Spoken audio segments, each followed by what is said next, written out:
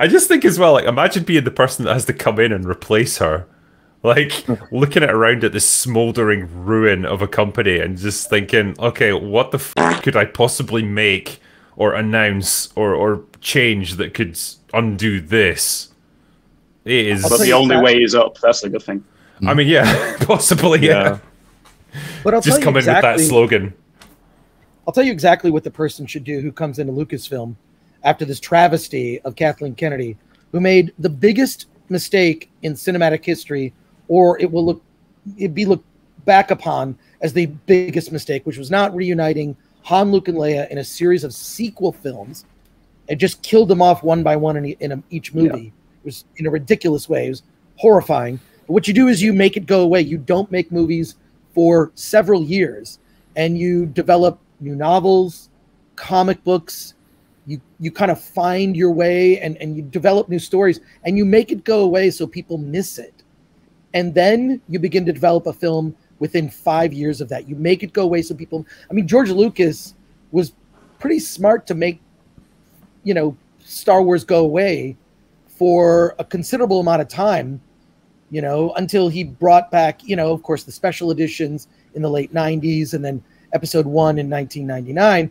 You can discuss the merits of those, whatever. But it went away for a while, and people missed it. I remember the early 90s was crazy for Star Wars fandom. I subscribed to a magazine called Return. It was called Report from the Star Wars Generation. And it was by a guy named John Snyder, who just wrote all these articles. He wrote an article where he talked to a professor who had a rough cut, which was the assembly cut of the original Star Wars. It's they just sort of cut the footage together. It's 3 hours long. It was black and white because it's from dailies. And this professor would show it to his students as a way to teach them about how important sound editing, all those, and it was all production sound, right? Because most of Lucas's films, and Spielberg's for that matter, are all done ADR. But all the Star Wars stuff from the early 90s was crazy.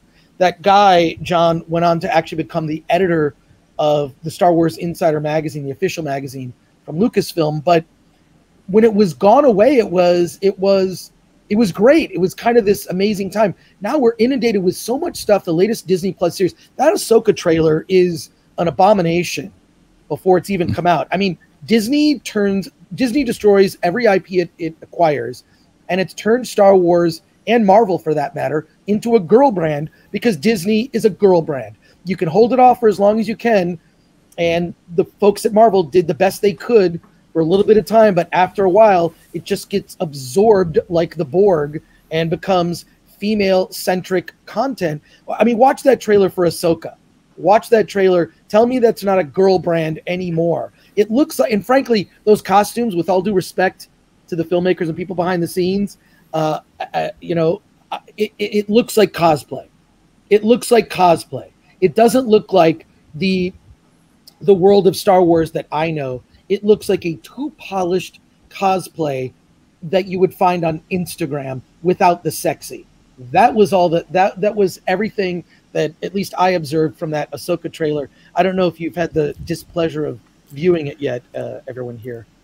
I mean, my interest in Ahsoka is approximately as much as the Critical Doggo right now. I just can't give a fuck about any of these Disney Plus shows anymore.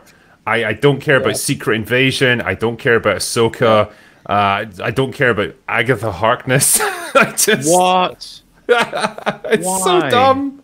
They've all been shit. Well, apart from Andor, that was pretty good. But yeah, I mean, they're just so boring and they're so pointless, and I don't care about any of it anymore, and I can't bring myself to even get mad about them at this point. It's just like, yeah, let them have their shitty little like green screen show.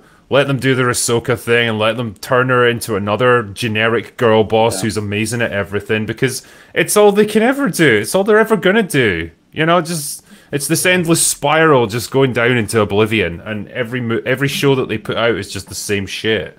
Yeah. At least we got the Daredevil show coming up. That'll be good. Oh no! Fantastic. I tell you, I'm thrilled to see The Acolyte. I'm sure that's going to be excellent. Hell yeah! It's the weirdest, like, most shrouded in mystery show, I think, that's in production right now. They've really released nothing about it, have they? I haven't heard anything really. There's stuff. This is the first I've heard of it, so it's another female-centric Star Wars show. And look, there's nothing wrong with strong female characters in Star Wars. They have been around since the opening scene of the first Star Wars, where we saw a very strong female lead. And I know we're going to segue eventually into Mission Impossible, which it struck me this upon second viewing, with the women in this film, they're strong, but they're strong women. They're not male characters in a female form, right? Which is how Kathleen Kennedy likes to approach all of her female characters. Is they're just men in women costume, right? Like that's just how they do that. But what I'm told from the Acolyte, it's all, if you read stuff about it, and please, if you enjoy torture, go right ahead and do that. It just seems like it's going to be it's going to be much like, what we've seen from Ahsoka.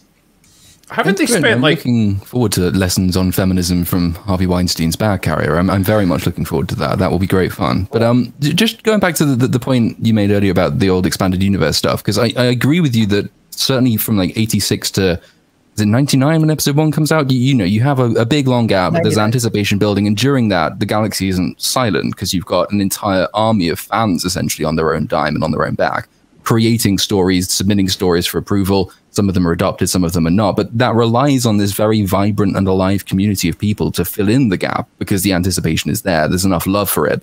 I don't know if that really exists anymore. I mean, could you even replicate that? Where are all of the post-sequel trilogy expanded universe novels submitted by fans? Well, I mean, look at Heir to the Empire. I remember reading that Timothy Zahn series while listening to the soundtrack to Star Wars, and it felt so in tone like what should have been or could have been an amazing Star Wars sequel trilogy that never got made. So there were a lot of things there. And of course, I'm sure Mahler might remember Shadows of the Empire, which was it was a marketing event, which was a video game, a soundtrack, which was actually quite a good soundtrack by Joel McNeely, not John Williams, but liberally used a lot of John Williams themes and whatnot. It was an event it was everything but the movie, and introduced the character of Dash Rendar, who some of us fondly remember. But that was really interesting. It really kept the fandom alive. I don't know. I think what you do is you make it go away, you create new stories, and you connect it to the characters that people love. And I think they missed a huge opportunity. I mean, look, if you really want to bring the Star Wars brand, do something with it. How about make the adventures of Luke Skywalker from the Journal of the Wills? You cast someone who looks like a young Mark Hamill, and you tell the story of what happened after Return of the Jedi. Not in some half-assed way, like throw an episode or a cameo in during The Mandalorian, which is just, I guess, whatever's happening in the Star Wars universe. But like you actually make the adventures of Luke Skywalker. You have him meet Mara Jade. You have interactions with a young Han Solo and Princess Leia. No, Chris, you're so wrong with this, right? Because that would involve having a male-centric story and showing Luke Skywalker to be heroic and capable and having adventures and stuff. And that is not part of Kathleen Kennedy's vision for Star Wars. True, but that's why Luke has to be humiliated. Well, that's why we're fans. I mean, that character centered, even though he wasn't the most popular, he's centered. He was you look to Luke for how he reacted to things, right? And he was incredibly optimistic in spite of unspeakable odds. I mean, that's what made him so likable, and his dedication to his friends. See, I agree with your assessment in that what you probably would want to do at this point, which is what you would do with probably most of these franchises that are in deep trouble, is to pause them. Just stop what you're doing.